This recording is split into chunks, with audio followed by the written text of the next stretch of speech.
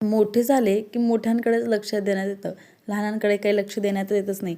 तसंच काहीसं माझ्यासोबत झालं. म्हणजेच हे बांबूचं झाड, म्हणजे मोठ्या झाडांकडे माझं खूप लक्ष होतं आणि या बांबूच्या झाडाकडे काही लक्षच होत नव्हतं. दिवाळी होती, दिवाळीमध्ये त्याच बांबूच्या झाडाला पाणी दिलं होतं, तेव्हापासून काही झाडाला पाणीच नव्हतं दिलं.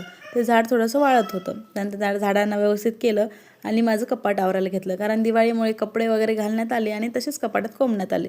त्यामुळे माझं कपाटसुद्धा म्हणत होतं की अगं बाई मला जरा आवर, किती दिवस झाले तुम्हाला आवरतच नाही आहेस. म्हणून आज ना वेळ काढून कपाट आवरायलाच घेतलं. सगळे कपडे व्यवस्थित करून घेतले. जे काही कुर्ती सेट होते ते एक साईडला ठेवले, रेग्युलर वापरायचे एक साईडला ठेवले आणि नंतर संध्याकाळी वेळ झाली होती.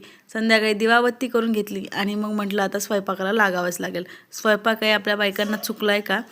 तरी मी ना आज शॉर्टकट मारला होता. अगस्तीसाठी दाल खिचडी केली होती, मिक्स व्हेजिटेबल, आणि आमच्यासाठी पोळ्या केल्या होत्या. आणि यांना सांगितलं की तुम्ही बाहेरूनच भाजी घेऊन या, कारण आज मला खूप कंटाळा आला होता.